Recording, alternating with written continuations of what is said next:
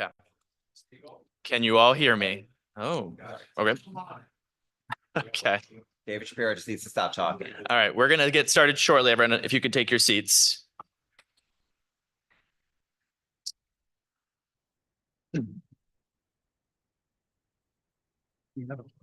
We do. Okay. Hello, everyone. I am Brad Sherburne, the chair of Manhattan Community Board 5. We will begin tonight with our public hearing. So I will hand it over to our first vice chair, Todd Shapiro. Okay. Good evening, everybody. Can everybody hear me?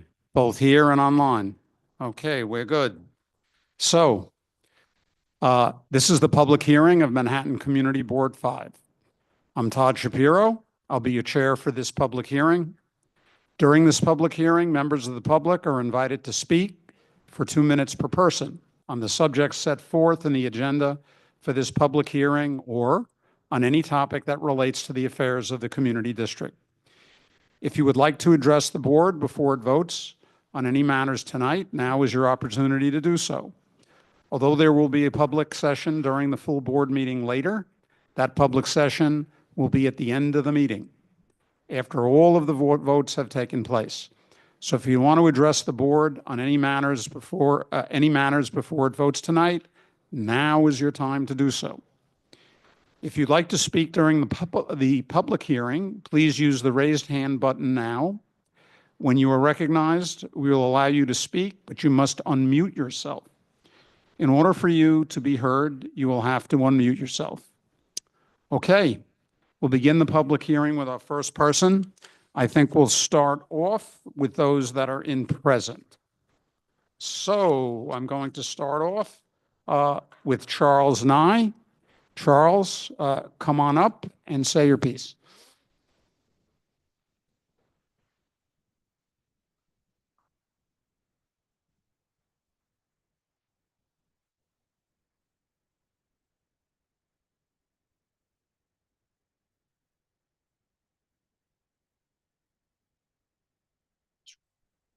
All the hands shown.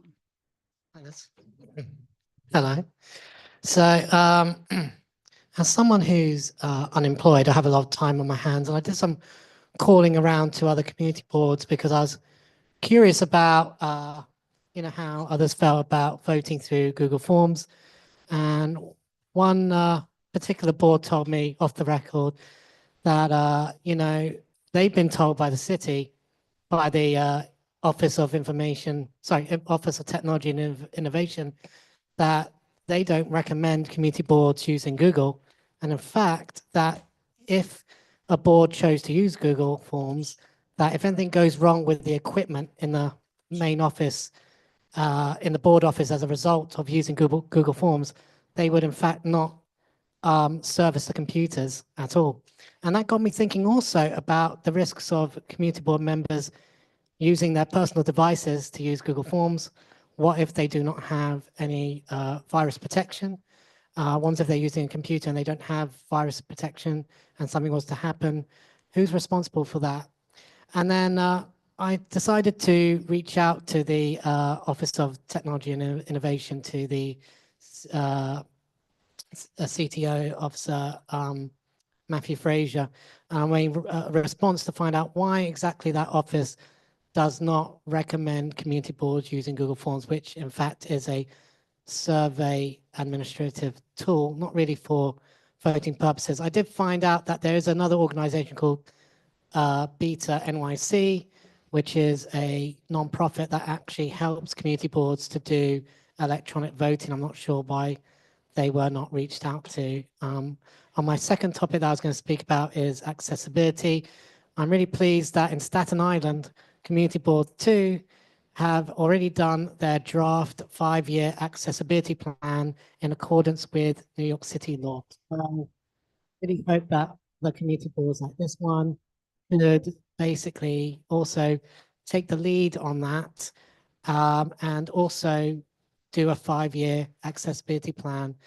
There's also an etiquette and awareness training program from the Mayor's Office for People with Disabilities, and I really encourage the board to think about having some training sessions so that they can improve how they address people with disabilities. I'm really pleased that one of our public speakers last month, Senator Gonzalez, was able to describe herself and say her name, which was very helpful. Unfortunately, the other electives failed to do that. And I'll finish by saying, I hope that one day Mayor Adams would actually attend the parade for people with disabilities, the Disability Pride Parade, like he does with all the other parades, since he mentioned that he's here for all of us, and improve technology for community boards as we're on the front line to help the community. So it makes sense that our technology and things like that are greatly funded. Thank you very much. Thank you, Charles. Okay, moving on. Here in our meeting room, we've got Salman Khan. Salman, come on up. There you go. Very good. Say your piece. How you guys doing tonight? My name is Salman Khan. I am the solo owner of Cloud Midtown, which is located on 433 Park Avenue South. I'm here tonight because last month I received an email from SLA giving me a hard time to get my original liquor license. I am in this business for the last 7 months. This is my 8th month. How am I supposed to explain this? We are literally, me and my wife is here too. We are fully like hands into this business. We are doing our best to serve the community at the same time and be on the same page with everybody in this community. I'm a family guy. I have a daughter, 3 daughters, and myself. So literally not here or not in this community to give anybody any kind of hard time. But when SLA sent us an email letter last month, we couldn't sleep for last whole month because waiting on this meeting. We've been literally disturbed. Like, I don't know what's going on, because since the place been opened up, we have 0311 calls from anybody. It's like my business is literally like based on, it's a restaurant where everybody's welcome to. And there are a couple of people I reached out to even on the New Year's time to do a nice dinner for the whole community board members and everybody. But it's just like, I had no idea how to get into this office until I would say like 2 weeks ago. There's a lady named Catherine. I think she's right there. How are you, Catherine? I just texted her and she literally gave me a way to get into email or the website, and I found myself into this, and today I'm sitting here with you guys. Salman? Yes, sir. Finish up quickly if you can. Okay, sir, no problem. So basically, just here to be part of this community. I am also want to do things the way this community want me to be part of it, like how run the business, even nighttime, daytime, however they want me to move, I'll definitely gonna do it exactly that way. But I need people to please reach out to me. I'm always available to. Okay, Salman, I'm gonna have to cut you off here in fairness to our other speakers. Mhm. You have anything else to say? No, pretty much just however you guys I just need somebody to reach out to me and maybe let me know how to stay in touch with you guys and be part of this community board member. Thank you. Cloud Midtown, sir. KLOUD, Cloud. Thank you. Thank you. Okay. Looking online, we've got Andrew Hyatt. Unmute yourself, Andrew, and let's hear what you have to say. Hi, thank you for listening. I want to talk about something big going on in CB5 at the moment is the Midtown South rezoning. There's going to be further hearings on it, which I'll go to and kind of share the same thoughts. But I wanted to take this opportunity just to say, first of all, Midtown South rezoning, great thing. I think it's necessary. Let's get more people living in Midtown South. Those people, though, if you imagine what Midtown South is like right now, there's not a lot of community amenities or places for the public to gather. You know, there's maybe Bryant Park a little bit, but there's not that many trees in Bryant Park. It's a little bit bare. And one of the things also going on in that same area is there's the Broadway Plaza between 38th and 40th getting turned into a Broadway between those streets is getting turned into a plaza. There's something about that last month, which is great. It's the plazification of this is going to be great, but there's two parts of it. There's the north part and the south part. The south part between 38th and 39th is going to have cars on it. And I think now is a great time for CB5 to send the message to the DOT that it'd be better if we left that entire area for pedestrians. The community is going to need it as it continues to grow, and to make Broadway into a plaza, but not really change the fact that there's going to be a bunch of cars on it, on at least one of those plazas, is a real missed opportunity that I think we're going to regret later. So I'm hoping that the CB5 can somehow get involved and kind of get this message to DOT. Thank you. Thank you, Andrew. Okay, moving on. Online, we have Miriam Fisher. Take it away, Miriam. I wanted to I saw on the agenda's discussion of the proposed bikeways on 34th and 42nd.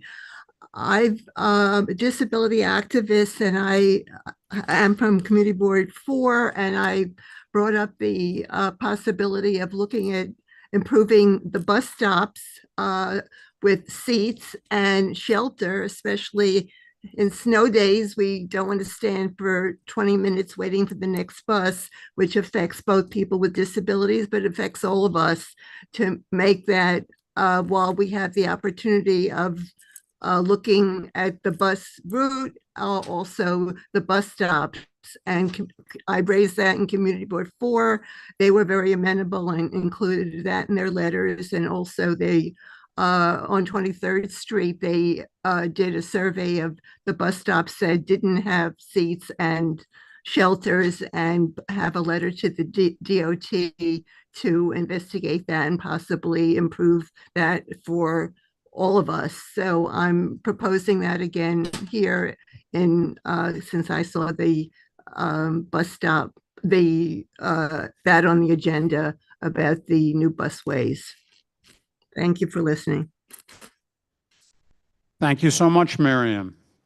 Moving along, online, I see Lisa Wager has her hand raised. Lisa, let's hear what you have to say.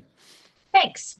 Hello, I'm Lisa Wager, Director of Government Community Relations at the Fashion Institute of Technology, the SUNY College on West 27th Street in the district, and I'm here with an FIT update.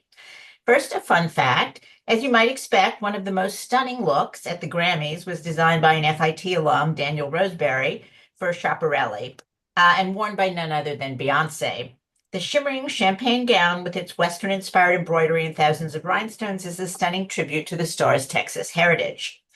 Music and fashion have long inspired each other, but how has that relationship served as a tool of resistance in systems of oppression?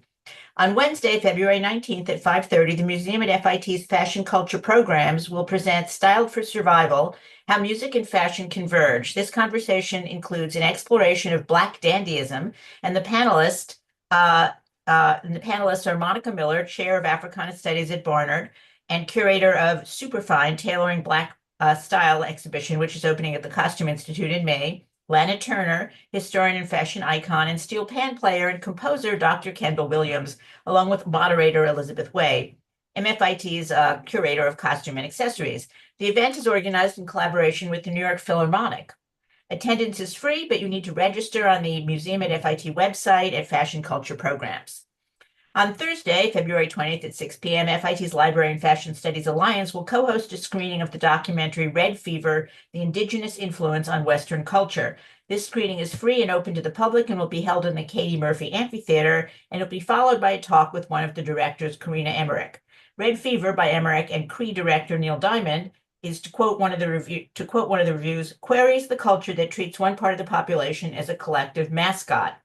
Diamond serves as narrator and guide on a tour through a complicated history of settlers' fascination with Indigenous culture, The film considers cases in which white people have stolen, plagiarized, fetishized, idealized, and romanticized indigenous practices, customs, and images. If you're interested, go to fitnyc.edu and put Red Fever in the search bar to register. Thank you. Thank you, Lisa. Okay, I see we've got Damayanti Radeshwar.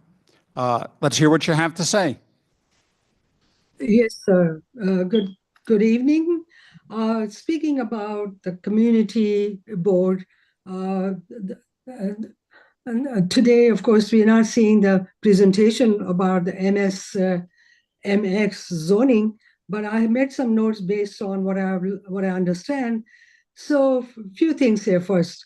The top 50 most walkable cities in the world, New York is only the number 42nd of those, which is kind of brings me to the next point, is that we have an opportunity in this particular planning proposal now to create what Andrew Hyatt earlier said, a walkable Broadway, where you have car-free Broadway, which will open up the space for the community. With increase of almost 10,000 residential units, I did not see in the DEIS anything about does the community enough public space available? Are there enough schools there? And what about any other support services? What about the services for the homeless people in that area? Other thing also I wanted to note is that Home First down payment assistance program, which New York City has started now, that the first-time home buyers could get up to $100,000 assistance in home buying. That will, of course, make it very easy to provide more housing for, as I think somebody mentioned, that 3,000 units will be permanently affordable. Why could more units not be permanent affordable, given that $100,000 assistance in first-time home buyers is going to be available? So I would like to see some of those things in the DEIS, and which I did not find right now. It's only talking about zoning, it's only talking about FAR and stuff like that. So thank you. I hope somebody can include those in the final EIS. Thank you, Damayanti. So looking online, I don't see any more hands raised unless there are any latecomers in the room. I'm going to turn this back over to Brad. Right. Thank you, Todd. I do. Sorry, one moment, please.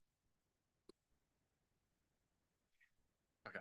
All right. I will now call to order the full board meeting of Manhattan Community Board 5. I am Brad Sherburne, the chair. We will start our full board meeting by hearing from the elected officials that are in attendance and wish to address the board.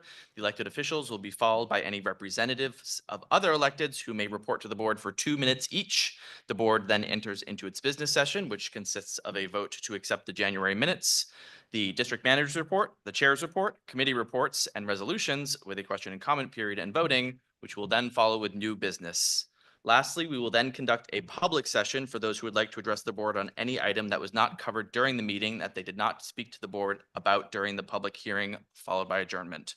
So I will start this evening's meeting by calling on elected officials, and I do not believe there are any in person or online, so we are going to move to elected representatives.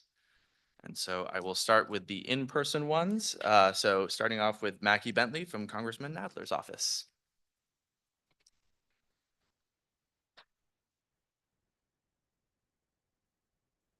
Hi there, everyone.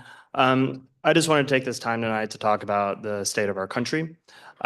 These are very concerning times, and Congressman Nadler is doing all that he can to fight and protect our district and our country's most vulnerable citizens and residents. It's at this time, it's critically important to make your voices heard in every way possible, so we can continue to keep pressure on Trump's administration's actions and attack on democracy. We know pressure works. For example, after his unconstitutional order to pause all federal spending, he rolled back and gave in. Likewise, after threatening tariffs against Mexico and Canada, he rolled back and gave in. Pressure works. We also have recourse in the courts, and various legal challenges have been brought against Trump's executive actions. So with all that said, I was pushing across the board. Congressman Nadler is going to continue to work as a senior member of the Judiciary Committee to fight back against firing civil servants, illegal disregard and trying to get people out from inspector generals, DOJ, FBI, birthright citizenship, and so much more. So with all that said, things are moving quickly. To stay up to date, please follow Congressman Nadler on Blue Sky, Facebook, Twitter, etc. And as always, if you have any questions or our office can be of assistance, please feel free to reach out. I'm more than happy to help any way we can. Thank you. Thank you. Next up is Ben Lowenstein with Assemblymember Tony Simone.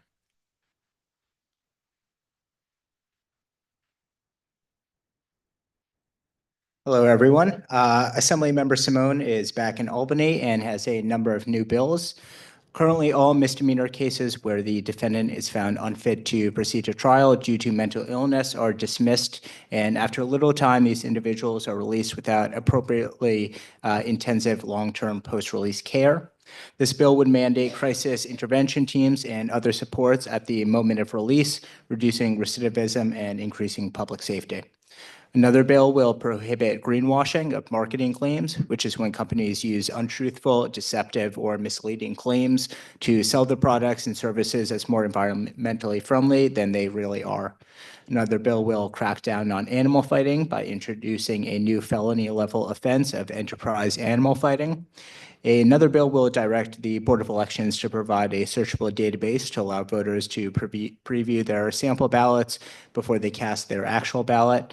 And another bill will require vacant commercial properties to have contact information for the broker or property management be publicly posted. Assemblymember Simone is working hard in Albany to combat actions taken by the Trump administration, and we're also working on things that we can do here in the district. Next week, we will be releasing a form where you can report immigration enforcement action that you witness, ways that cuts to federal spending have or will affect you. And you can sign up to volunteer to hand out important legal information to help immigrants in New York. In Albany, he's leading an effort to create a contingency fund in the budget to fund gender-affirming care that is being defunded. He's working to boost Medicaid funding, strengthen shield laws for abortion providers and those who provide gender-affirming care.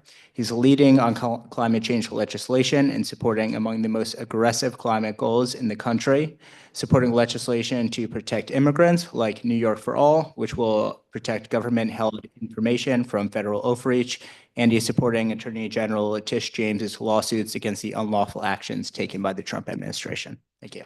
Thank you very much. Okay, I don't think there are any more in person, so we move online, starting with Lori H. from Councilmember Bottcher's office. Hi, good evening, CB5. Hi, Brad. Thank you.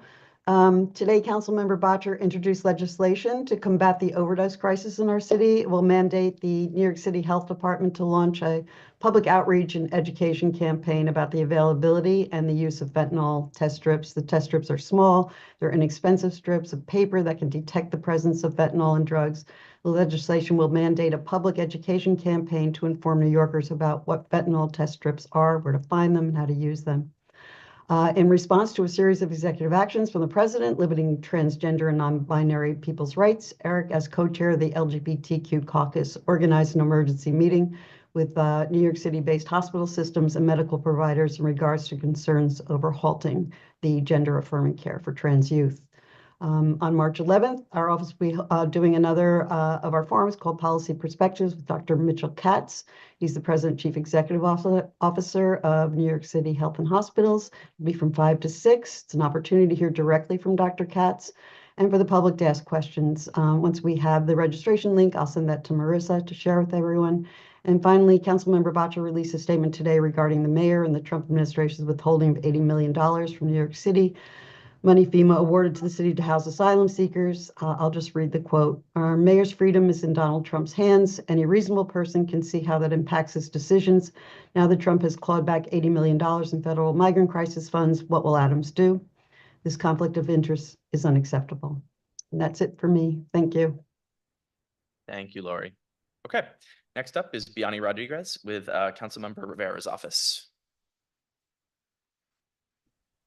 Hello, Hello, my name is Biani Rodriguez, and I am with the Office of Councilmember Rivera.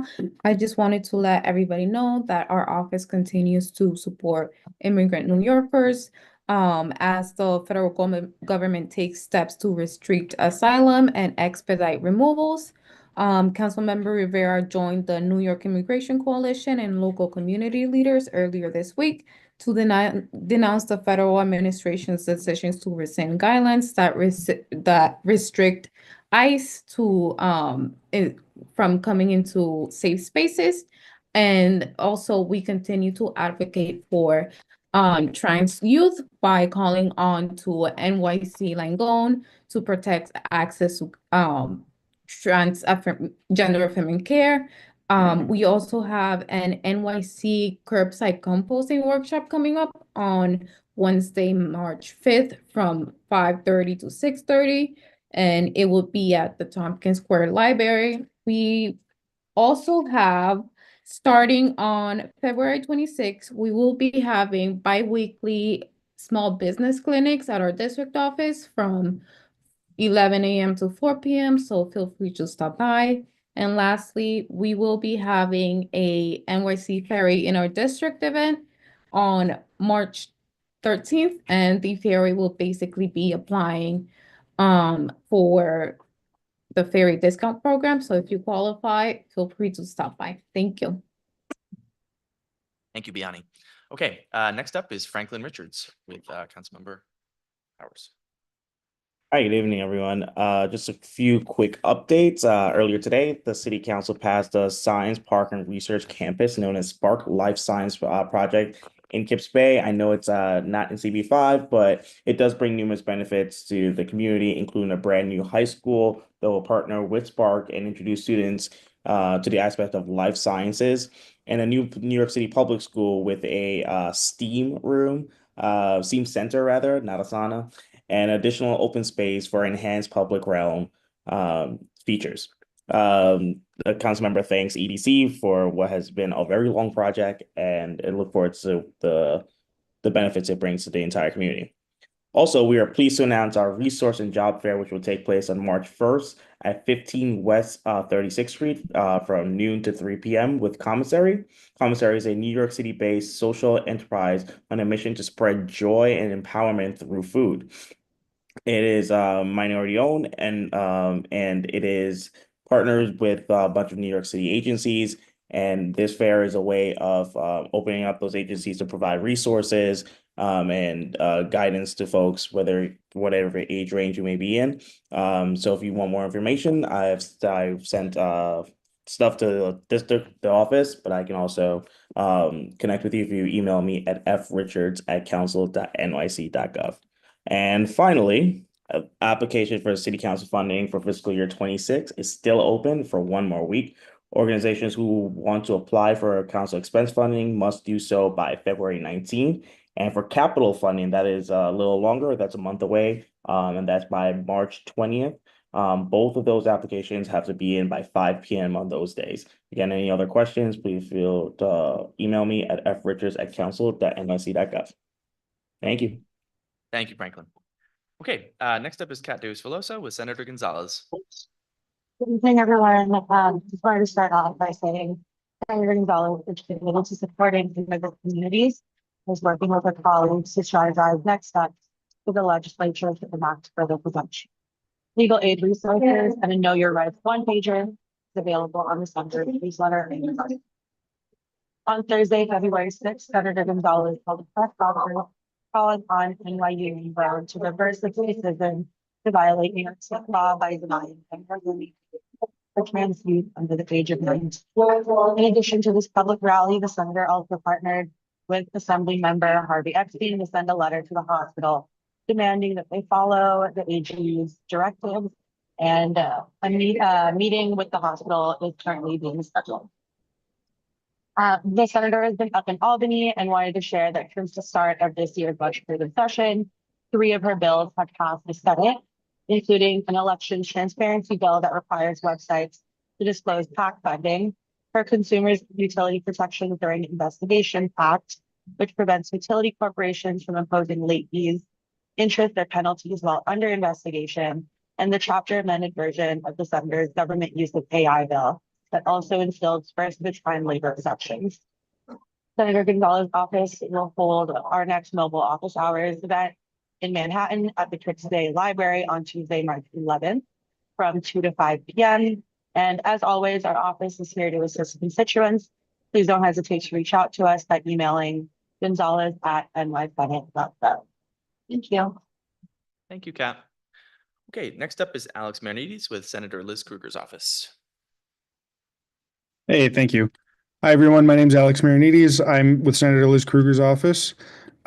Just a nonpartisan reminder that the deadline to change your party registration to vote in the June primaries is tomorrow, Friday, February 14th.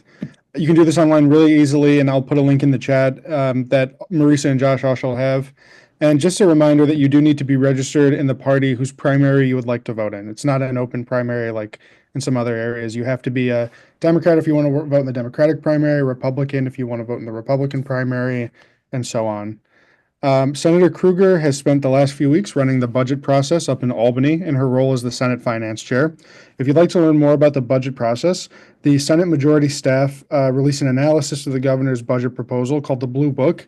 And again, I'll include that link in the chat. And you can also see the schedule for watching budget hearings by topic and date, as well as links to previous budget hearing recordings at on the Senate website. And it goes without saying, I'm going to include all of this information in the chat. Moving on, in light of worrying statements and actions by the federal government, our office would like to note that we recently put together a guide to abortion care in New York City. You can find a link on our website, but we're also happy to mail a physical copy to you if you contact our office and request it. On that note, Senator Kruger is of course aware of the issues of at the federal level these days.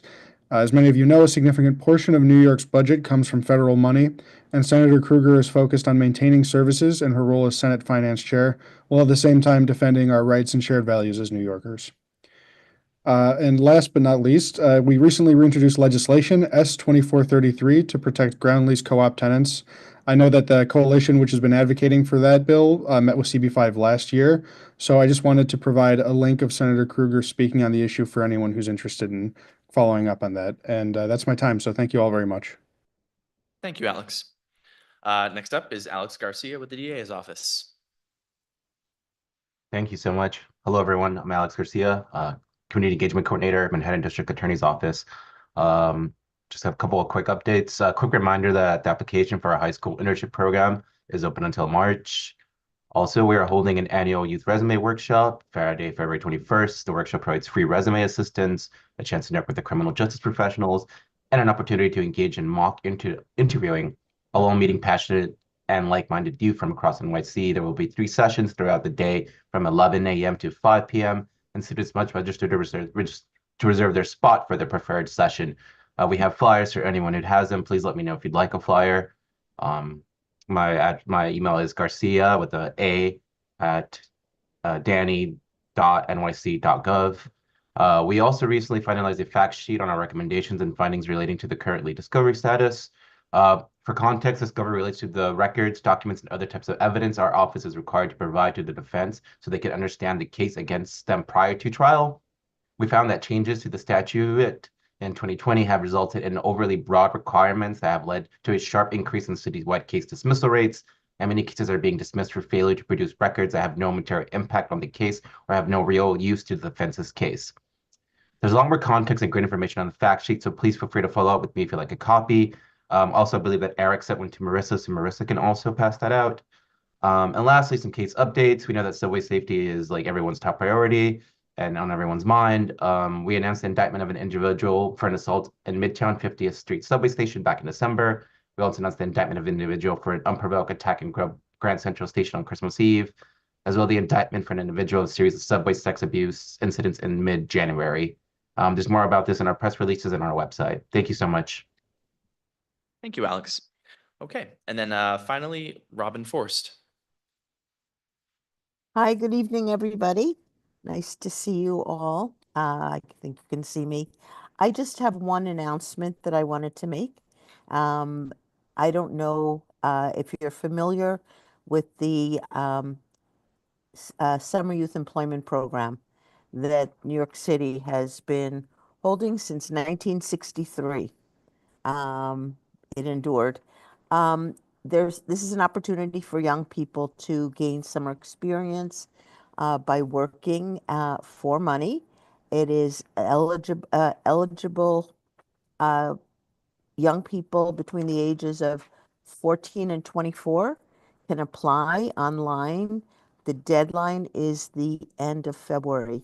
If you have children, if you have neighbors, if you have coworkers with children, it's a wonderful opportunity for people, young people, to gain work experience, enhance their resumes, and learn a lot about the role of work and structure in our lives. There is a program included within the umbrella of SYEP. I'm sorry, SYEP. And I wanted to let you know to apply in the next couple of weeks. If you have any questions, feel free to reach out to me. There is an SYEP Pride program within the program, and young people who are interested in that can make that selection as well. Thank you.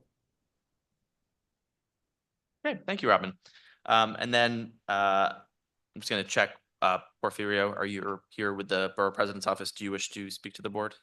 Yes, thank you so much. Okay, My go ahead. Porfirio Figueroa, and I am the Deputy Director of Community Affairs for the Manhattan Borough President's Office, speaking here on behalf of Mark Levine.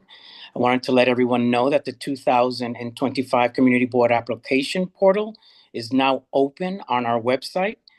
And if you need to reapply, or if you are a community member interested in joining, please do fill out an application at www.manhattanbp.nyc.gov.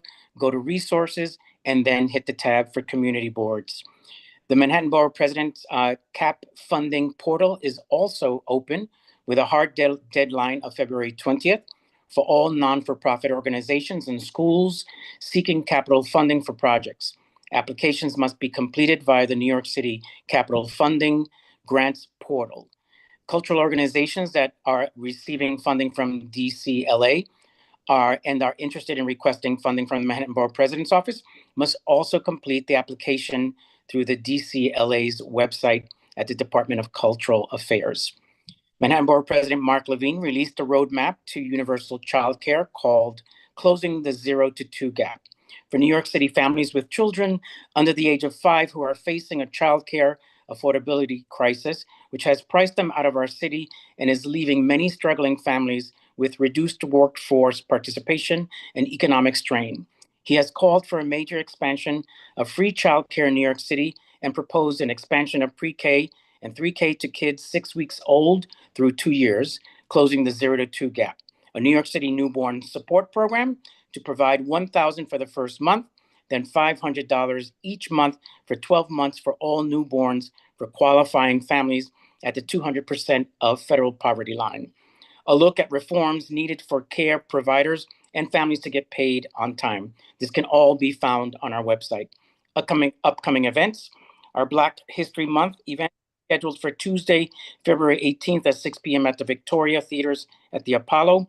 And the Manhattan State of the Borough is scheduled for Sunday, March 23rd at 2 p.m. at LaGuardia High School. And you can RSVP at events@manhattanbp.nyc.gov. Thank you so much. Thank you very much, Porfirio. Thank you. Okay, I think I have reached everyone. So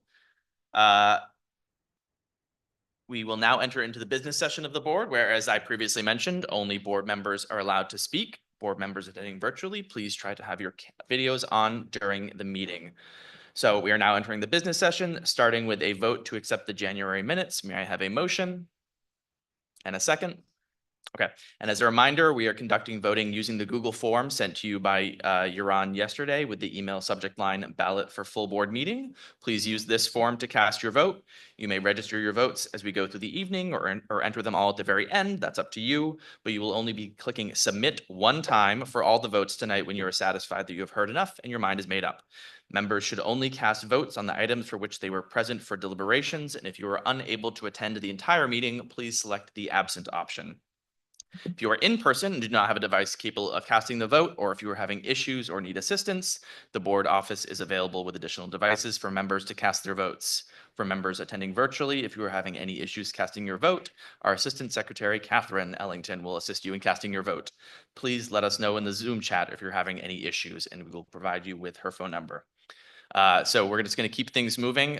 So next we will move into the district manager's report. So Marisa, our first ever.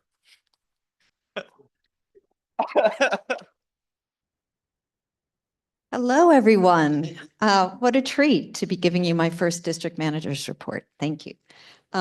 This being the first one, there are so many items I could discuss, but I want to focus on just a couple that I hear questions about frequently from board members and the public. The first is on quality of life and public safety. Some of you may have heard about the Midtown Community Improvement Coalition. This is an initiative put together last summer by the Midtown Bids, following the model of the 125th Street bid hub. It's a group of local stakeholders, along with many city agencies and all our social service outreach providers, and we meet every 2 weeks. Josh and I sit on this coalition and attend all the meetings. The goal is to very intensely focus resources and coordinated efforts on solving issues on one of our most difficult corridors in the district, 8th Avenue between 34th and 42nd Street. The initiative has had a really significant impact.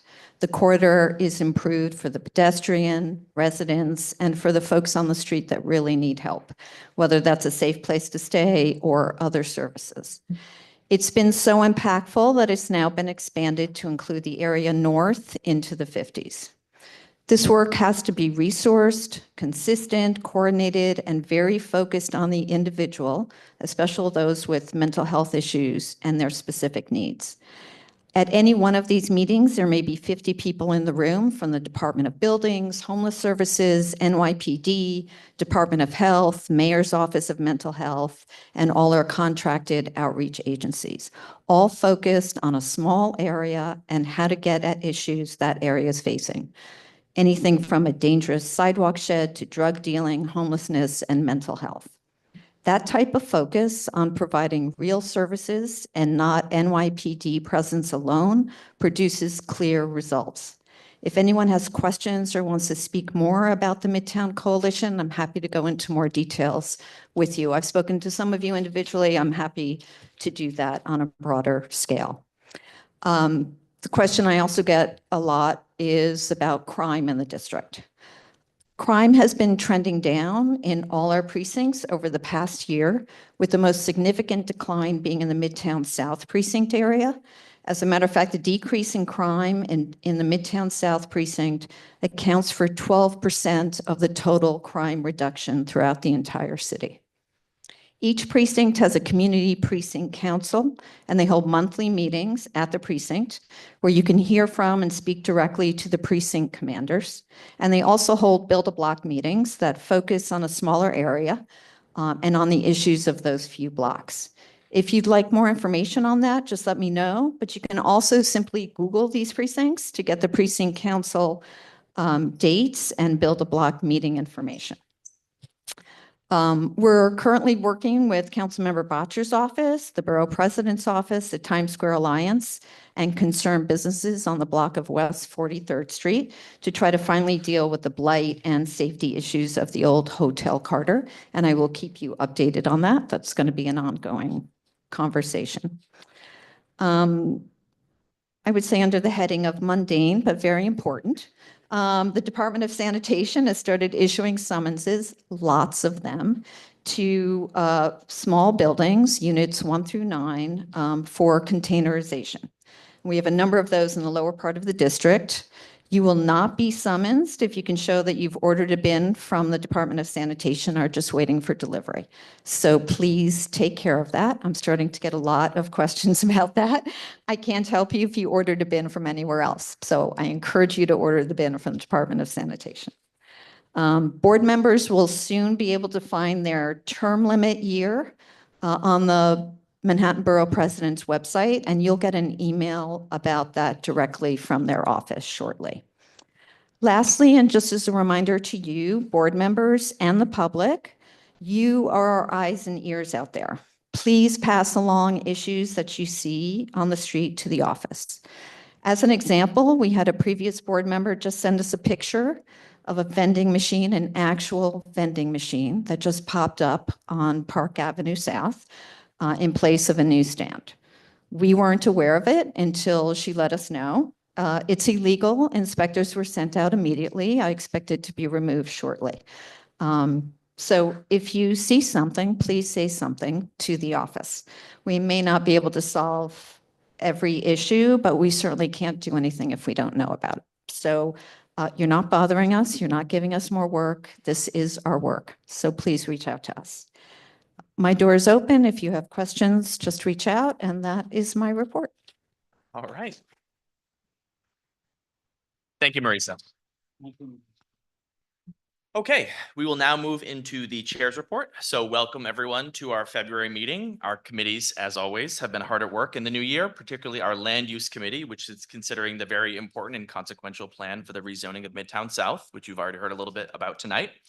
DCP provided an informative presentation, which I highly recommend all board members watch on our YouTube to familiarize themselves in advance of it coming to us at full board in a couple cycles. You'll hear more from Julie Chu later tonight about the schedule for this proposal over the next few meetings. In our bylaws revisions last month, the changes created a number of new positions on our board for appointment. As a reminder, those positions are parliamentarian, technology officer, and members of the ethics committee.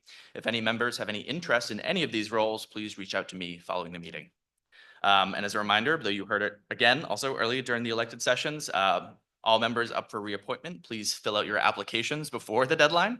So those are open now. And then finally, we are revisiting our cannabis guidelines originally issued by our board in December 2023. We've done a lot of work in the district on this issue since then and learned firsthand what some of the ongoing issues are and how to best address them. Discussions to revise our guidelines are underway, and if anyone is interested in getting involved, they should reach out to the chair of SLAP, Janice Young. The public comment period will begin next week. So that concludes the chair's report. And now we will go to committee reports and resolutions, starting with land use.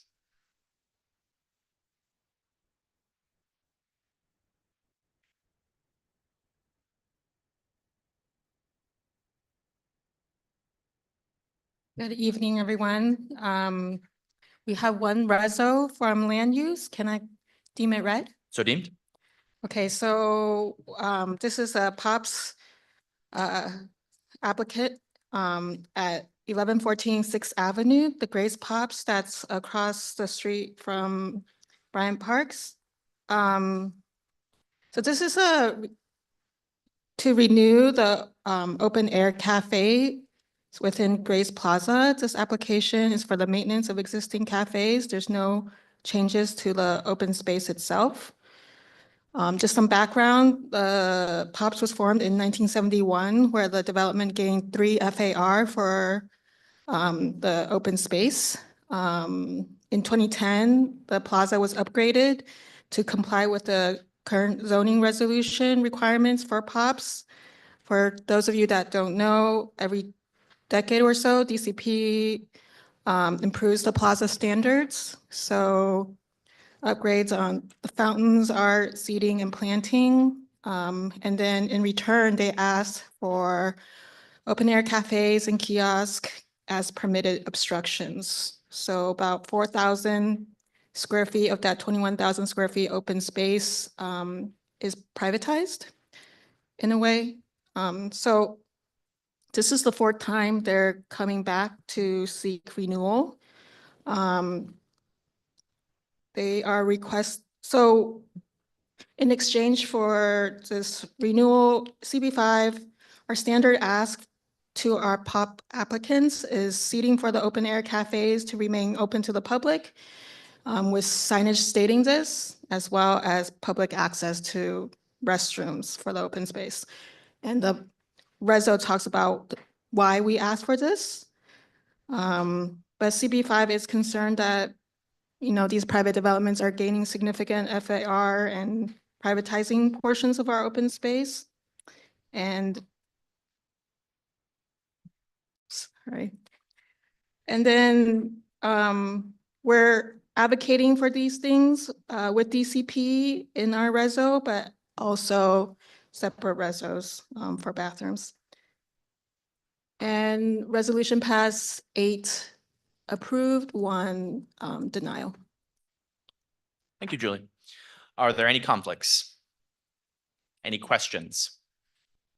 Charles? 9. Do we have a microphone? Oh, yeah, sorry. Let's do this one.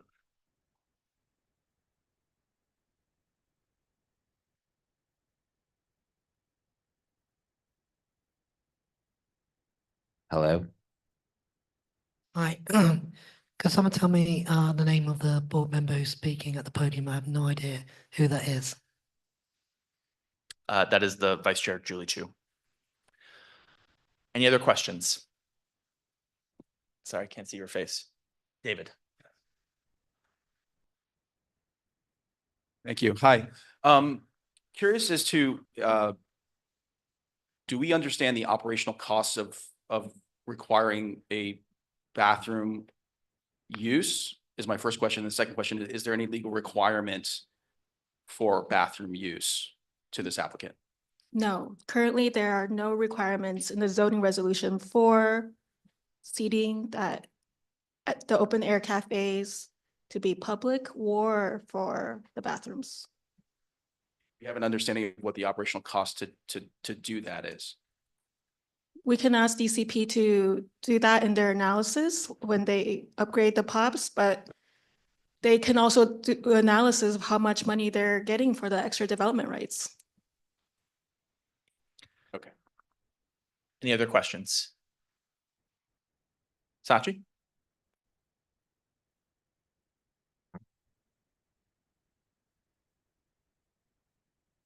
Thanks so much, Sachi Takahashi Ryle. Is there is a bathroom associated with the space, but it is not open to the public. Is that correct? Or there's no bathroom? There's bathrooms in the restaurants. Those are required. But we're not asking for, restaurants for the bathroom just in the restaurants. You're just asking for access somewhere because commercial buildings have bathrooms in them.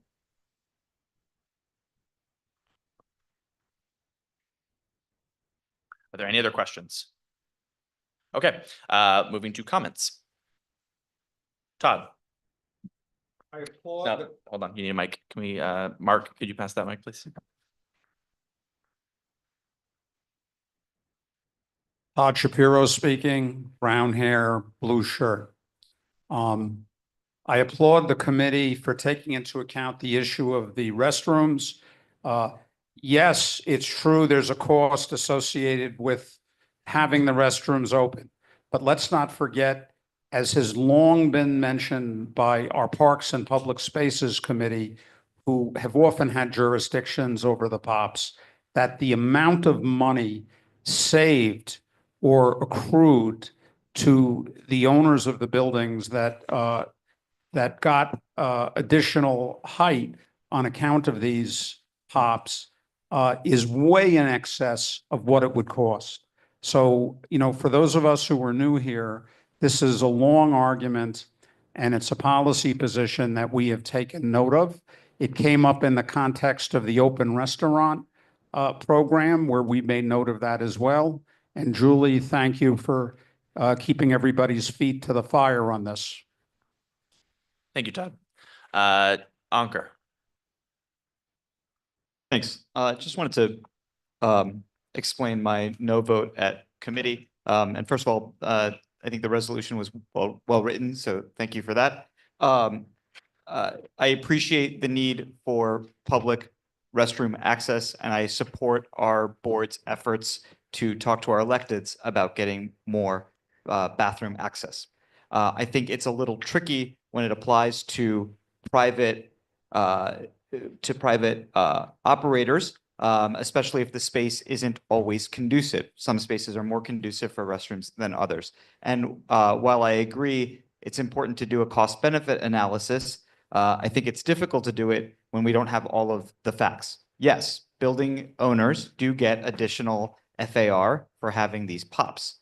And that has an economic benefit to them. But it also has an economic benefit to the city. More FAR isn't a bad thing. It's nice to have more space for more offices, more workers. They generate more economic activity, more tax revenue. It's not a bad thing to have more density and space in Midtown Manhattan.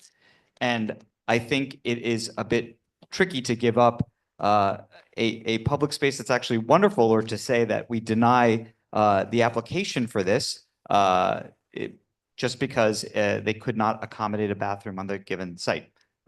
So that is why I voted no, but I do support efforts to increase access to bathrooms in the city. Thank you, Ankur. David. Yeah, hi. So I am very supportive of having more public bathrooms throughout the city. I think it's difficult, we have to make a decision at CB5 if we want to be a group that is going to deny all applications because it's something that we just decide that we want, to private businesses and getting through the framework there. I would love to go and lobby the electeds to put this into place. But if every single application like this comes to us and they're following the rules, they're doing everything that they're supposed to do, and we deny it, I think it really weakens our ability to be taken seriously. And so I'm going to be against this because I think that they've done everything that they were supposed to do. And if we have problems with the fact that they're not putting this thing in for us, then we should go to the folks that can actually make that change. Thank you. Okay. Go ahead, Julie. Yeah, I just want to respond to some of these comments. First, I wanted to thank Seth for the extensive reso and all your work. So I think Charles brought up the accessibility issue earlier, and access to public bathrooms is a basic need and an accessibility issue because you're eliminating a lot of people who need access from using that public space. So in our reso, it talks about the reason why these privatized spaces should have public bathrooms. We're asking that POPs over 10,000 square feet, when a food amenity is required by the zoning resolution, to have public bathrooms, because once food is involved, there's also a health law that with more than 20 seats, you are required to provide public bathrooms. So the agencies need to get together and align all these requirements, and it should trigger a bathroom requirement for these POPs. We're trying to let the city know this, and they need to get on top of this. The good news is our board supported Intro 0693, a bathroom bill last year that would quadruple the number of public bathrooms in our city.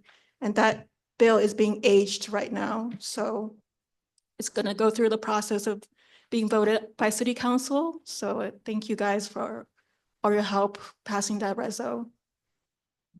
Thank you, Julie. Nancy. I think it's important for everyone to understand that this is monetizing public plazas. So please keep that in mind, and I hope you'll all support it. Thank you, Nancy. Michael. Yeah, I just want to point out that nobody in this country actually owns anything outright. There's no such thing as a allodial title. Every single property right is subject to the government, restrictions, zoning laws, taxes, etc. So when there are rules, there are rules, and it's just that simple. Thank you, Michael. Charles.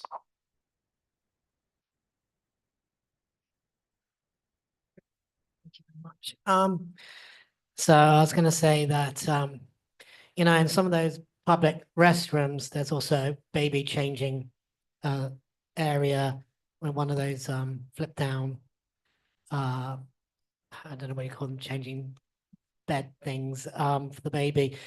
You know, it's very difficult for women out there who, you know, are enjoying a public space and then they need to change their child. And are we going to say, no, you can't have a public restroom, a private sanctuary for you to change your child? You're just going to have to walk 10 blocks or 15 blocks with your child with its soiled diaper and find somewhere else. You know, that's not unpleasant. That's unpleasant for the child and for the mother. I'm definitely not against public restrooms. I'm not against spaces for mothers to be able to safely and hygienically change their child. So I'm definitely, you know, think that we should think about that. And also people who are spending time in these public spaces, you know, if they need a restroom, you know, there needs to be a facility. It's simple as. So I just thought I'd let you know that comment. Thank you. Thank you, Charles. Zul. I just want to point out that the deny unless resolutions are actually a way in which we are lobbying our electeds. Thank you, Zul. Any other comments? Okay, seeing none, I do see that Assemblymember Epstein has joined us. I think he is still with us. Assemblymember Epstein, you there? Yeah, I'm here. Thank you. Sorry, I've been in and out of meetings, but I wanted to say hi to everyone, wish folks a happy Lunar New Year, and also just talk about where we are on this, you know, on the state budget, because a couple of weeks ago, the governor announced the budget. There are a lot of new interesting issues in there. We're holding hearings till the end of February on so many issues.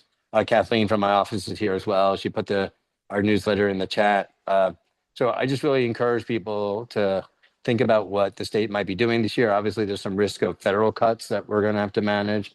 Those federal cuts could really be detrimental to the city and the state. But right now, we're just moving forward with a lot of proposed changes. One of the big things, you know, that the governor's proposes making sure that kids can't have cell phones in school. It's a really controversial issue that we're hearing a lot from support from UFT and parent associations, but it was an issue I know parents have concerns about. But so if the board wants to take a position on the resolution, there's a lot more money going into supportive housing beds and mental health support, something that I've been talking a lot about. I was proud to see an extra 1,000 units of supportive housing in the proposed budget, as well as expanding the clubhouse model in the city and the state, which is, you know, going from the current 15 clubhouse to potentially 30 clubhouses around the state, which are really mental health support system wraparound services. So the things that I know we see every day in the city, I think the state's really moving forward on those agenda items. The last thing I'll say, we have a bunch of events coming up. We have our Black History Month event next week. If folks want to stop by, we'd love to have you all. We're doing a Women's History Month event in March. We'll honor some local leaders. And, you know, as things get warmer, we'll start with, you know, we have an e-waste event, as well as we'll do some shredding events. So just keep abreast of all the upcoming events that we're doing in the neighborhood. And if you have issues around the state budget, you have concerns around potential increases or risks of funding, you know, happy to talk to you all about them offline. Thank you. All right, thank you very much. And I want to apologize because I forgot there was another update from land use. So please continue, Julie. Yeah, so as Brad mentioned, there's a YouTube video of our land use meeting last Wednesday, the 29th, where DCP presented the MSMX plan. I hope you guys all can take a look. This is a major rezoning for Midtown. And for those that want to get into the nitty-gritty, if you go into the zoning application portal, there's like 50 documents with the environmental review that you can look at to see all the impact to Midtown for this rezoning. We asked several questions, and there are more questions that we're going to send to DCP. I want to thank David and Mike and Ankur for providing questions from the rezoning. The questions right now, we have like 80 or 90 questions. We also included Neil's questions as well as Samir's, and feel free to send more. I think we're going to try to send it Monday. We want to get the answers back as soon as possible so we can post the questions and answers on our website.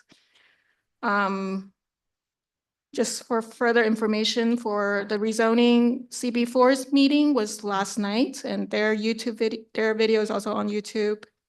And then our next land use meeting, February 22nd, Wednesday, we're going to have our zoning consultant, George James, present his analysis and findings on the MSMX plan. We're going to try to limit that meeting to just questions so that we can utilize all the time for our zoning consultant. But we're asking people to send in their comments, and you can email the board office until March 18th. And then for our March land use meeting, which is on Wednesday, the 26th, we're going to focus on comments from the committee, from the public, board members. Hopefully you guys will all attend, and then we'll vote and draft a resolution for the full board vote, which will happen on April 10th. All right. Thank you, Julie. Okay, next we are going to move into the Landmarks Committee. So take it away, Mark.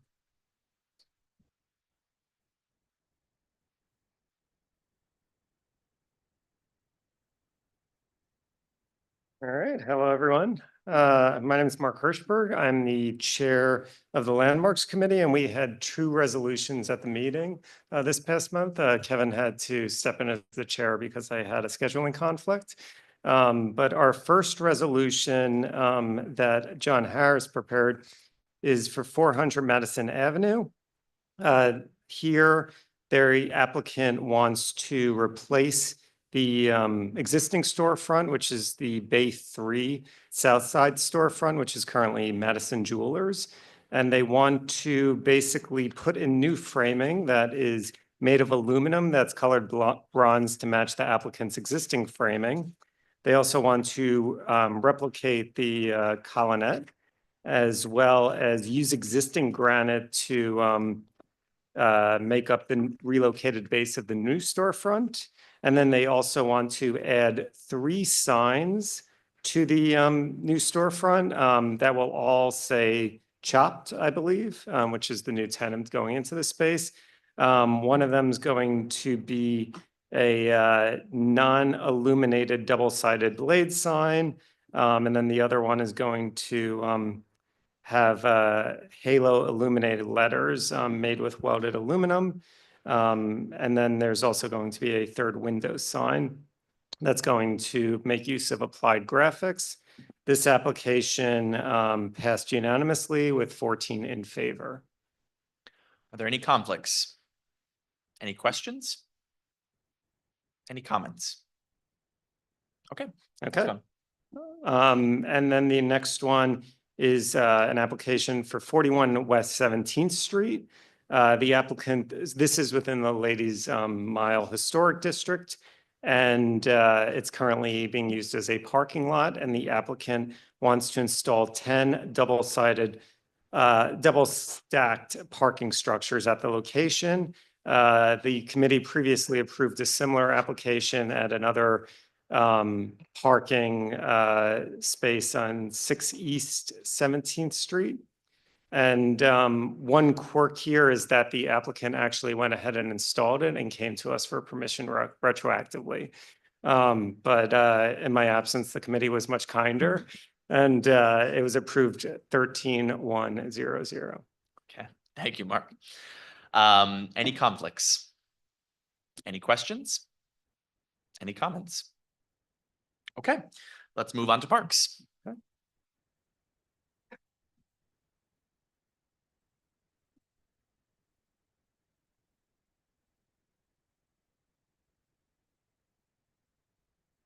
Hello, I am Libby Hutton. I'm the interim chair of the Parks and Public Spaces Committee.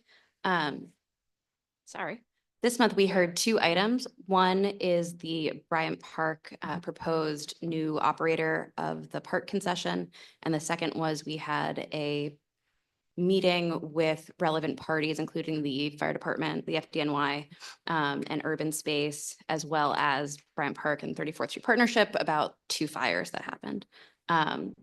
I will read through the Bryant Park presentation first. So this is the same item that we heard 2 meetings ago about the new restaurant concession. This time, Dan Biederman from Bryant Park Corporation came and announced the new operator of the space. It's a little bit different than we had anticipated, where the operator is it's a licensing arrangement where Seaport Entertainment Group is the operator and John George will be the licensee that they do business with, but the Seaport Group owns a 25% share of John George. So the committee had some questions about the financial arrangements there. We also very much at the outset and concluded in our letter, just updating our considerations for the Parks Department, that we really wanted to be included in this RFP earlier in the process, where our considerations about the community, about affordability, accessibility, and what this restaurant would be for this park, to be included the entire time, especially when it was in the RFP, so it could be fully taken into consideration. So I already told you that it's the John George branded restaurant. The porch area will be an offshoot of that, which is a Happy Monkey concept. The lease is a little different than we'd initially thought at our last meeting. It's 18 years with an extension option of about 3 years, depending. They're going to make a 12 million capital investment in the property. So we liked a couple things about this. We liked that it's going to maintain the historic character. We liked that they're going to interview the current employees, though we had some concerns too. And we liked that they're going to take into consideration different pricing options to keep it affordable, and that they committed to keep coming back to our meetings as many times as we wanted to discuss this as it progresses. But we essentially just reiterated in this resolution all of our prior concerns, and that we really, really wanted to be brought in earlier in the process. And so, yeah, that is essentially the gist of where we landed on this. And again, it's just an extra like conclusionary thing to our first resolution about this. Okay. Any conflicts? Any questions? Charles?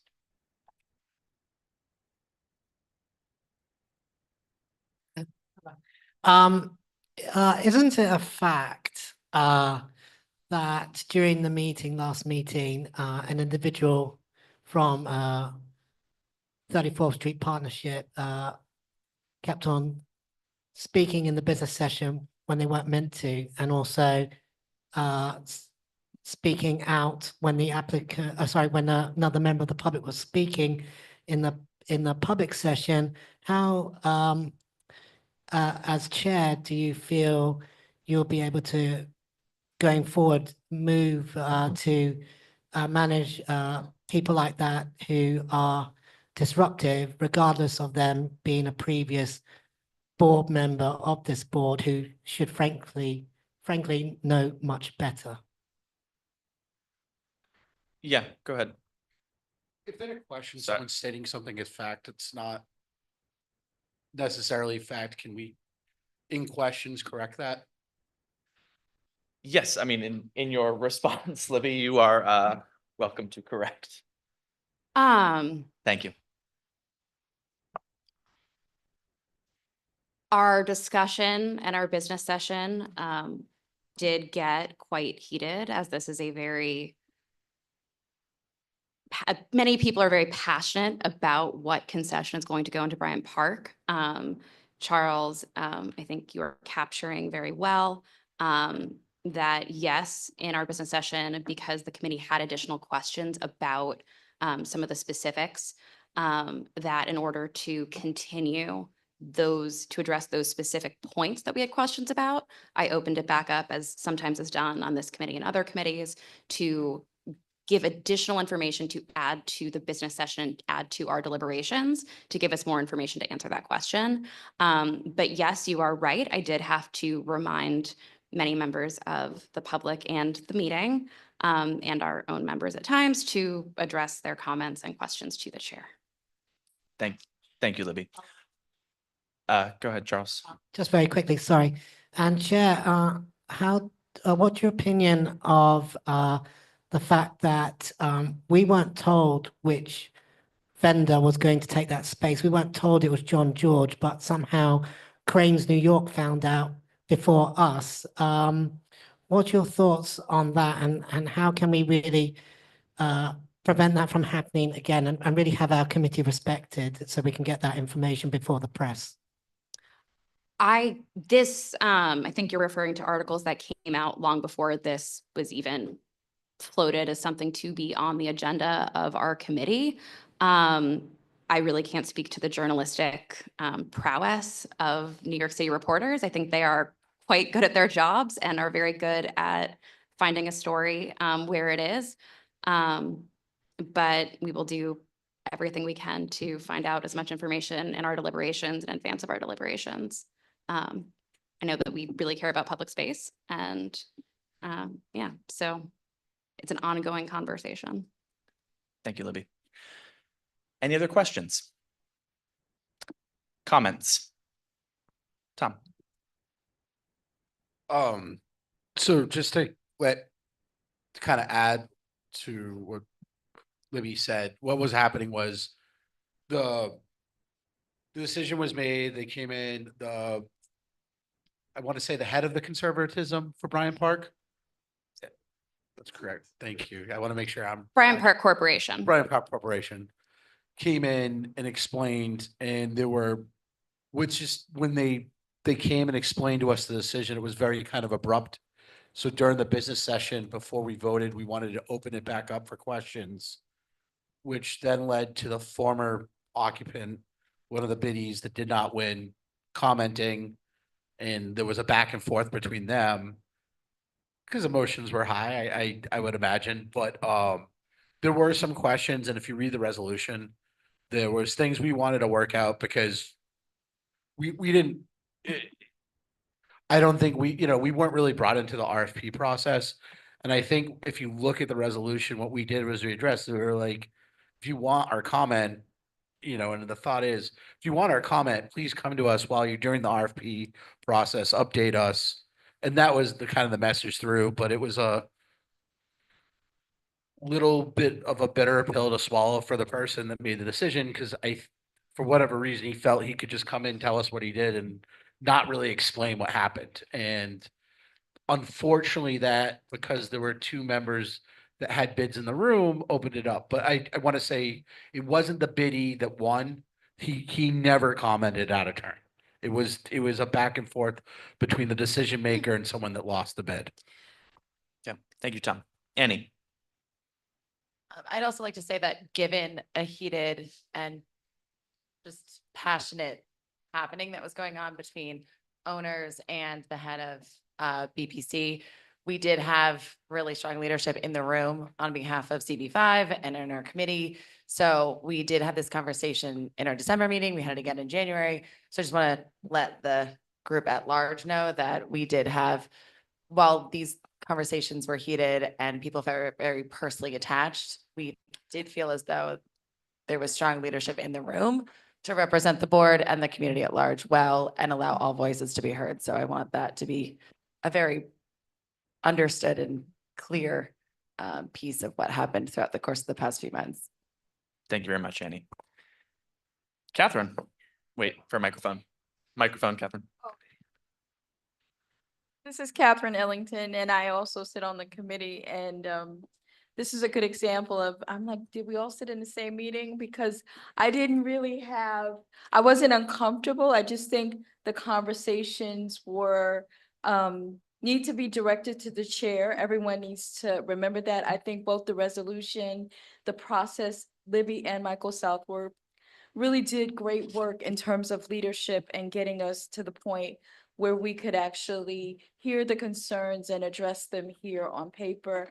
And just again, we haven't been at this all that long. So you guys really did handle the dynamics in the room quite well. And so I just wanted to confirm that. Thank you, Catherine.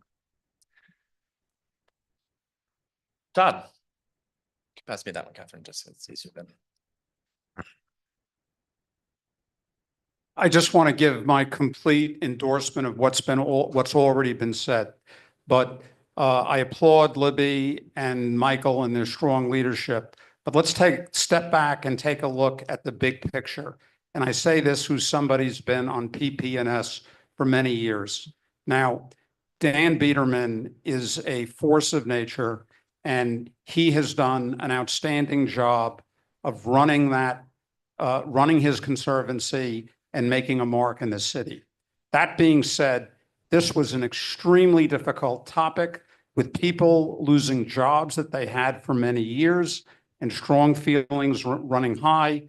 It was absurd that we couldn't get the names of the vendor, although obviously we knew what it was, and we made a strong issue with that. We did not roll over as a committee. And this was in the finest tradition of parks and public spaces, where we exercised our independent judgment to make the point. And at the end of the day, yes, it was a tough meeting, but anybody watching it on YouTube was well aware of the issues at stake. And that's our job, right? People looking at it and seeing the issues, and it didn't just slink by in the night. Thank you, Todd. Any other comments? Okay, move on to the next one. Okay. Just to wrap that, I really do appreciate all of the hard work of my committee. They've spent a lot of time in our meetings recently, and I really appreciate everyone getting super engaged with the topics that have been pretty controversial this year, because they're bringing up sort of new items that aren't only activations. Much like our next item here, which is some people may not be aware, but there were 2 fires within a 2-week period.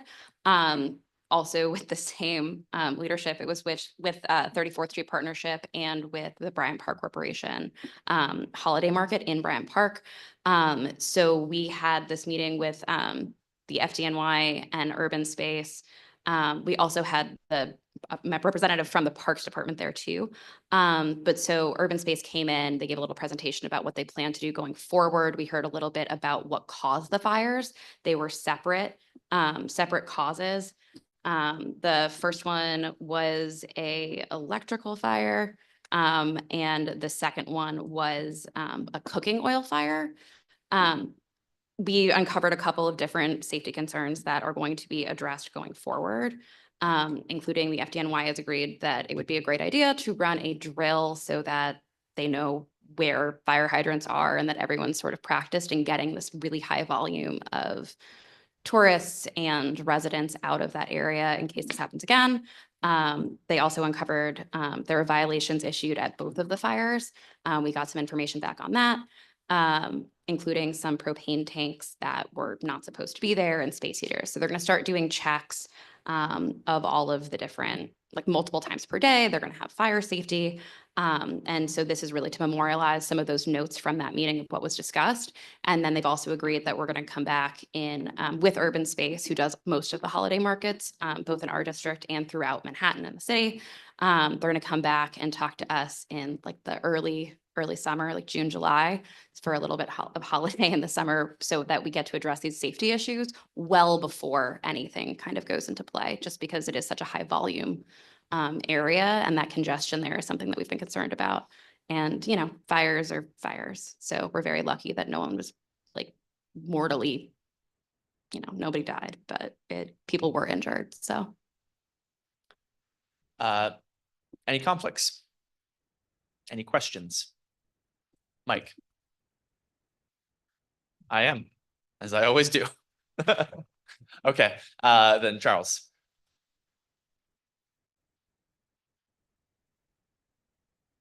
Right. Do we know if Bryant Park is going to take the recommendation of the FDNY person who mentioned that a PA system would be really beneficial, especially in those types of emergencies? And is this something that we can raise with Madison Square Park also? Okay, so the second part is Madison Square Park Conservancy. I do not believe that they have a holiday market that they run. They tend to do activations during the winter time, but that's separate. That's not one of these sort of holiday pop-up markets. So that's a little bit separate. But we can certainly follow up with Bryant Park about the PA system. And like offline with them in this ongoing and continued way to make sure that all the things that are enumerated don't really get dropped, but we can definitely continue that conversation in an updated way. Union Square Park, sorry about that. Oh, Union Square, yes. So that is part of why, part of the thought behind having everyone come back and inviting Union Square to our summer meeting about this topic, because the vendor is the same, that then having all the different parks and conservancies and bids that are involved, including, I believe, Columbus Circle, which we have a little bit. There's also a little bit of talk of potentially getting other community boards that also share the same vendor of urban space into that conversation to make sure that if it's a unified problem, there's a lot of coordination involved between multiple agencies and different offices, that we sort of stay on top of it, because it seems that certain information is kind of getting dropped. So yes, Union Square definitely will be involved in that conversation. Thank you. Any other questions? All right, comments. Take it away, Mike. Thanks. This is on, yes. So I just want to repeat here at the full board meeting the caution that I mentioned at the committee meeting, which as a denizen of the park, someone who's there almost on a daily basis, the crowds that are milling about pre-Christmas and during the summertime are immense, spectacular, and a lot of people. And I was questioning the ability of the inspectors that they said that they would have urban space to patrol and regulate and maintain a safe atmosphere. And I just wanted to mention it here that I think they said that they would report to us every so often. I forget what it was that they said. Do you remember, Libby? They're definitely going to come back to our committee meeting, but they've also agreed to have an ongoing conversation with us, so we can reach out to them in a consistent way. I think that's really important that we keep our eyes on it, because it's easy for this to get out of hand, even though this is the first time that it's happened that I can remember fire. But it could have been, I mean, if you went to see exactly where the fire was, right next to the tent with the ice skating rentals and right next to many more little kiosks with vendors in them, this could have been a horror if we weren't lucky, and we were lucky. So we'll keep our eye on them somehow. I'm going to count on you, Michael K. to make sure that if we're not immediately there, you are always in the area. So we really appreciate you being there, and you should definitely take one of Michael K. tours. All right, save it for new business. David. Hi, so I joined the Parks meeting. It was very eye-opening. Libby, I thought you did a very good job of handling a very heated conversation, I suppose. I do think that the folks on this committee should be very aware of Bryant Park Corp, and we need to be, I think, a little bit more focused on what those folks are doing, because my feeling is they totally steamrolled us in this RFP process, and we should be a better steward of this public resource. And so I would like us to go in eyes opened to any sort of future relationship with Bryant Park Corporation, because it seemed very disappointing how they treated us in this process. Thank you. Thank you. Any other comments? Okay, let's move on to Bex.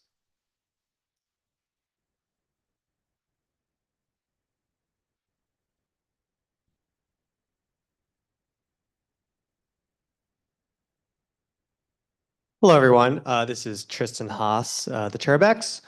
Today, we're bringing before you one letter that we are writing to the Adams administration and the relevant city agencies related to the preliminary budget process, or the mayor's preliminary budget proposal, and some of the responses that we've received from city agencies to our budget requests.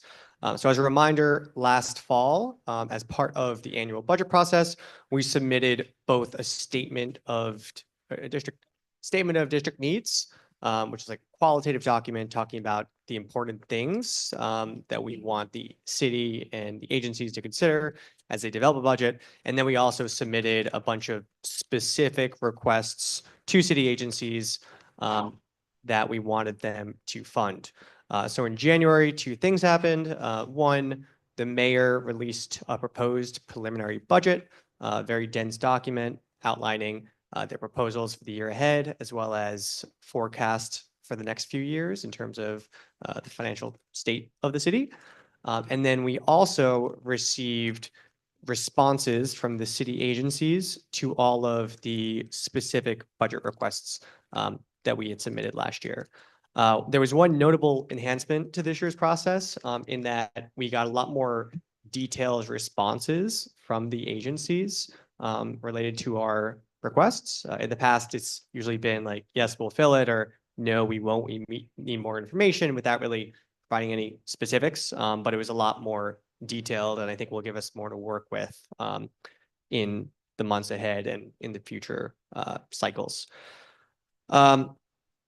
The typical process in the past for these letters has been, and the guidance, part of the guidance that we received from the city on how to draft these letters is to have at the front of this document, general statements addressing the preliminary budget, basically calling out areas of the budget that we like and agree with and are supportive of the Adams administration's proposals, and then calling out areas that we feel were not funded to our satisfaction.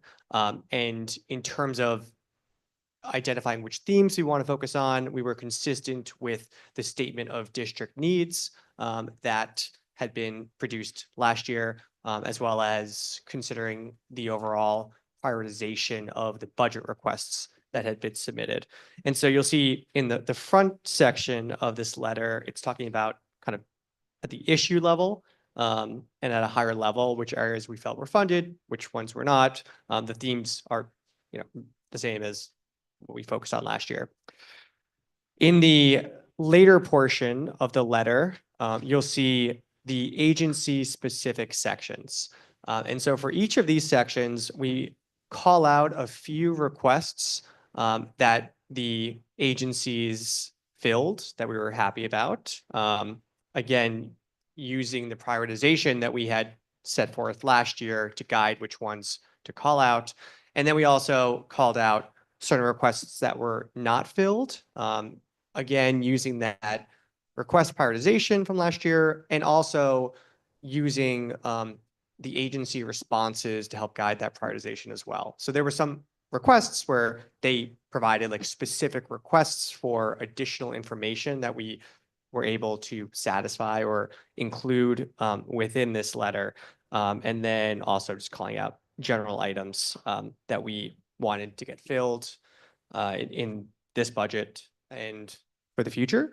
We'll note as well, separate from this letter, there were a number of requests that these agencies specifically requested that we provide formal resolutions for in the future. So we're going to be working with the chairs of the other committees to make sure they're aware of all of those specific requests where more formal action was required. And so you could probably expect to see some of that in the pipeline in the months ahead for formal actions. So it's a very long letter because we tackled every agency. And so, yeah, it's all generally in line. Like there shouldn't be anything new here. It's in line with the documents and position of the board that we'd expressed previously last year. So I'll pause and see if there's any questions. Sure. Any conflicts? Any questions? Charles.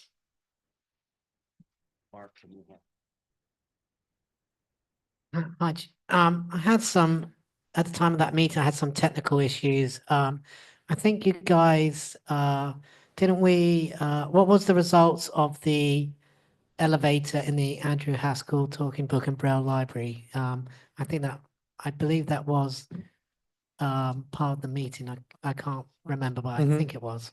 Yeah, so we did request it last year.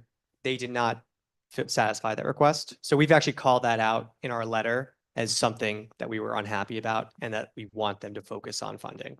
But unfortunately, they did not meet that ask. Thank you. Ankur?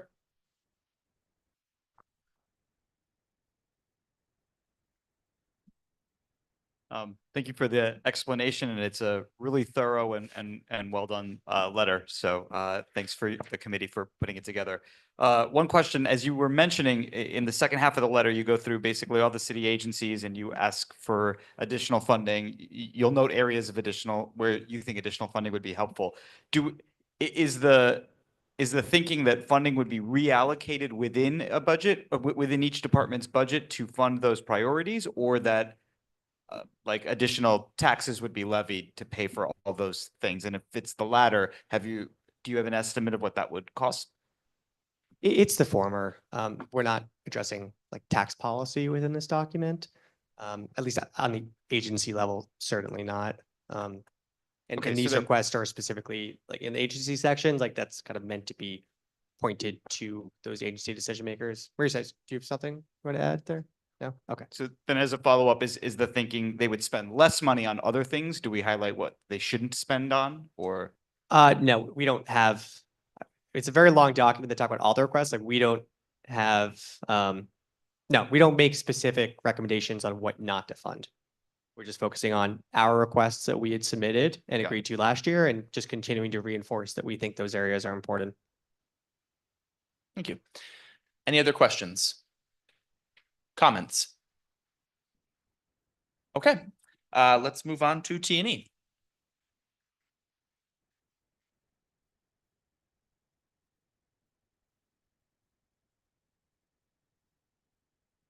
Been coordinating quite a bit with CB4 and CB6 on issues that are common to the three community boards.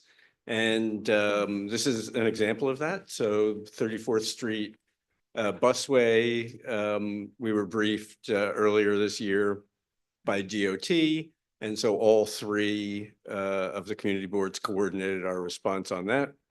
And we then, in response to some issues that were raised by the other community boards, we then raised the question of 42nd Street as a busway, which I guess this board voted on in December. And then in January, DOT and DDC came to us to explain the project that will be moving forward on 42nd Street, which is only a portion of the length of 42nd Street. So background on the project itself is that as there's a major water main and sewer program going on in the blocks between 7th and 8th on 42nd and up and down Broadway and 8th to replace existing very old infrastructure. And while they were doing that, DOT then weighed in on improvements to 42nd Street, widening of the sidewalk, and installation of security bollards. So this is a joint program. DDC is overseeing it. Funding comes from DOT and DEP. So we reviewed the plan. We took community comments, which we incorporated into this resolution. And the question that was raised during the public session about providing bus shelters and seating and weather protection is the third resolved in this resolution. So we did try to incorporate the public comments that we received at the time.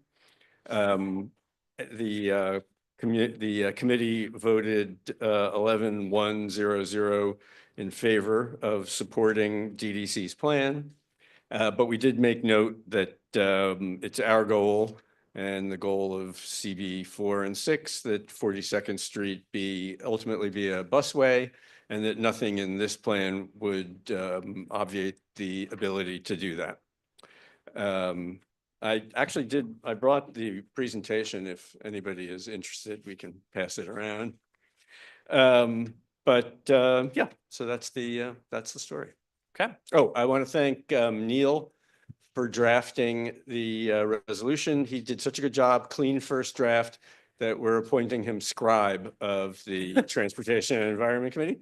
And I wanted to thank Samir for coordinating with CB4 and CB6 on this and on our 34th Street effort. All right, great. Any conflicts? Any questions? Charles? Mark, could you pass that mic, please? Oh, thank you, Yoden. Sorry, I wasn't able to get to that meeting, so I apologize. I was wondering, was there any mention of, do we know if there's any audio pedestrian signals in that area, or if there's a way to add installing some audio pedestrian signals when that project starts? Is there a way to, as a friendly amendment or something? Thank you. Yeah, it's a good question. I know you had raised it when we had the 34th Street discussion, and we'll be happy to raise it again with DOT on this. The scope of it is quite a bit narrower. As I said, it's only the one block, but I'll be happy to raise the question with them on the pedestrian crosswalks that are there. Thank you. Any other questions? Comments? Okay. So now, before we move into new business, I just want to remind members to please fill out your ballots. We'll take a moment just now. I'll say 5 minutes for us all to fill out our ballots, or until we get to everyone doing that. And then we'll move into new business. So please take this opportunity to fill out your ballots. And if you have any questions or issues online, let us know in the chat, and otherwise let the board office know.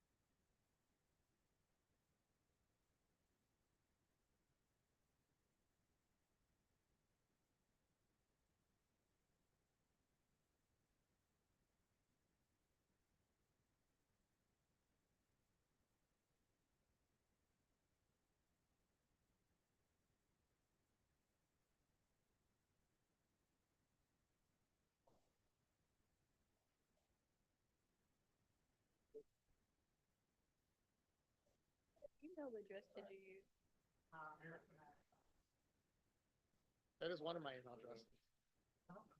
Yeah, like 2 years ago, I bought Samir.nyc just for fun. I think Mark.nyc is gonna be a little harder to get.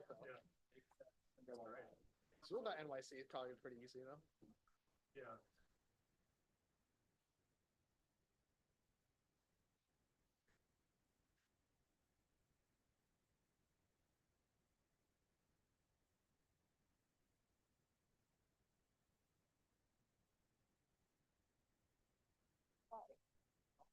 Yeah. Right. I think Josh. I mean, you know, living in the 19th century, right? We moved forward. You don't need to see what other people. It's not a right voter to know what someone else wrote. Oh, you mean like technically? Yeah, it was pretty uneventful and not very interesting, which is fantastic.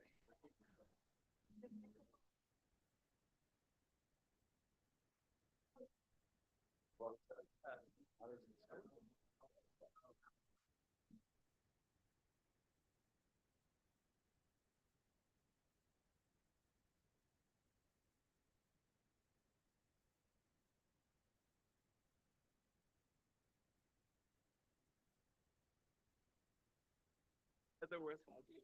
It does seem like just like I'm out.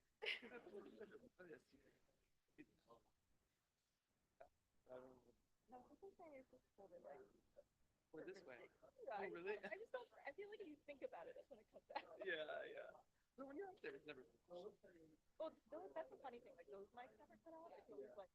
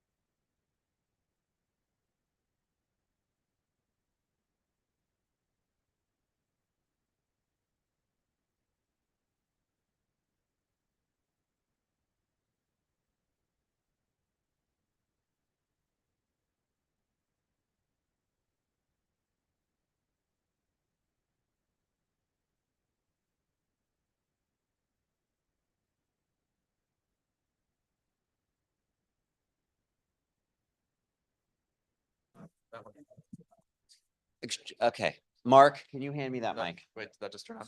Hello? Oh, there it is. Okay. Thanks, everybody, for your patience. So just to, on the votes tonight, so the minutes were approved, 34 in favor with 1 abstention. Shh. Thank you. Then going through the order, so the land use resolution was approved 38 in favor, 28 in favor, 6 opposed with 1 abstention. The 400 Madison landmarks resolution was approved 34 in favor with 1 abstention. The 41 West 17th landmarks resolution was approved 33 in favor, 1 against with 1 abstention. The Parks Restaurant Operator Resolution was approved 31 in favor, 1 opposed, 2 abstentions. The Holiday Market Resolution was approved letter was approved 33 in favor, 1 abstention. The Beck's Budget Response was approved 31 in favor, 1 abstention, 1 not entitled. And the Transportation Sidewalk Widening Resolution was approved 33 in favor with 1 abstention. Right.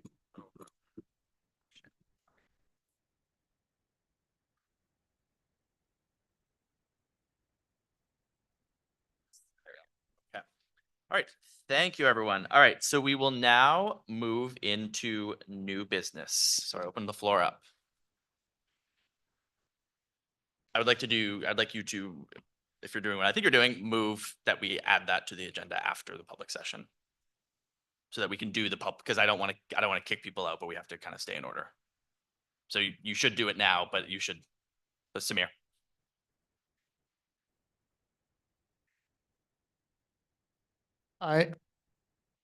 I move that after the public session, we enter into an executive session to discuss, with the justification of open meetings law, section 105, 1C, to discuss and potentially move on the referral of matters involving PennClip to the Conflict of Interest Board and the Department of Investigations, which could result in subsequent investigations. But again, that would be, I'm moving that we do that after. Great, thank you. And before I ask for a second, just to clarify for board members who may not be familiar, executive session is something allowed both under open meetings law and the section that Samir just cited and also Robert's rules. And that is a closed session that is only for members of the board to participate in. It's usually for sort of more private matters that are meant not to be discussed in the public eye, but specifically not for ones that have any sort of funding mechanism or any sort of money associated with them. So it is typically sort of internal procedure or policy. And so, yes, that would be only board members. And then that is meant to be sort of kept within, it will be reported in the agenda, sort of the broad strokes of what comes out of that session, should anything come out of it, but it is meant to be just for board members. So before I move for the second, are there any questions about executive session more broadly? Okay. So the motion does need to be seconded. Okay, so I have a second. Are there any questions? Any comments? Okay. I believe we can do this by a raising of hands. So all in favor, please raise your hands to enter into executive session. To keep the tally, so it doesn't matter. After the public session, yes, thank you. Yeah, and all opposed.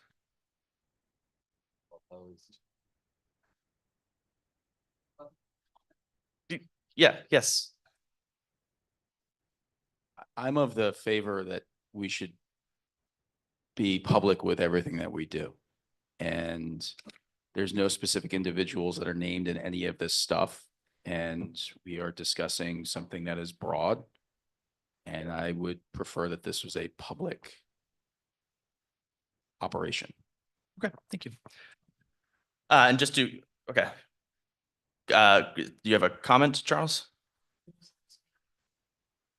That was David Shapiro. Okay. So sorry, for those opposed, please raise your, for moving into executive session, please raise your hand. Against, just because I think it's important we count that number. So it's 1, 2, 3, I think it's 4.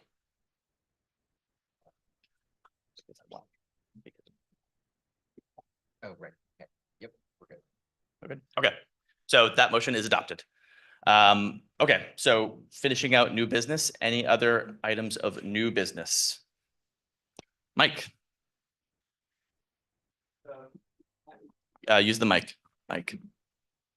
Two things. Number one, just, I was reading over, I was at the Bex Committee meeting, and reading over the wonderful job that was done. I just think a hand ought to be given to Tristan and whoever else helped him doing this stuff. It's unbelievable. So to look, did anybody read it? I mean, there are hundreds of pages on that budget. Amazing. Staten Island has tiny little bit though. All right. So, and that's number two, is there would be a tour, a free tour.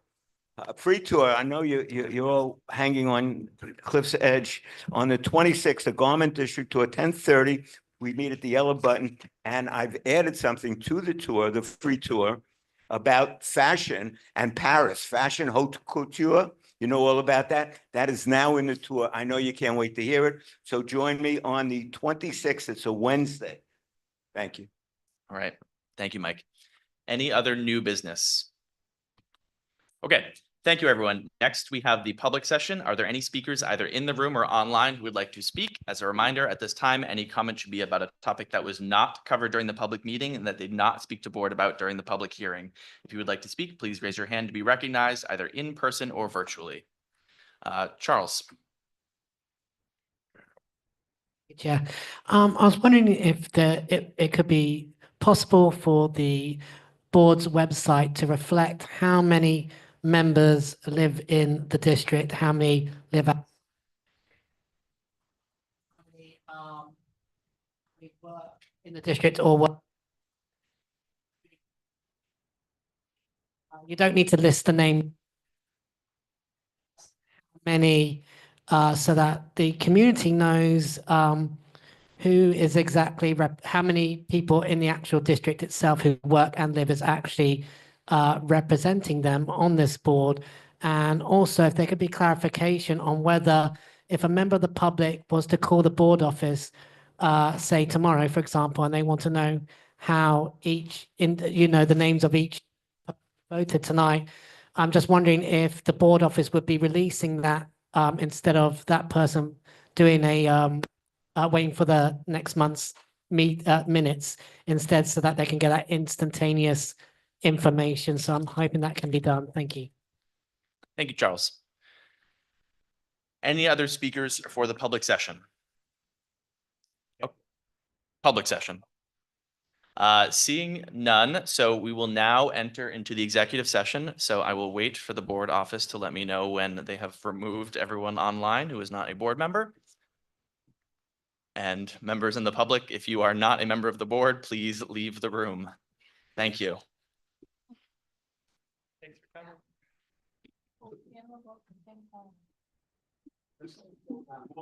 Oh, three, I think there's 3. Yeah.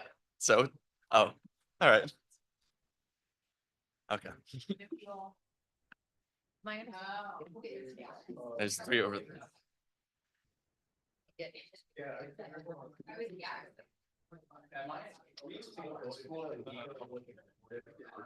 No.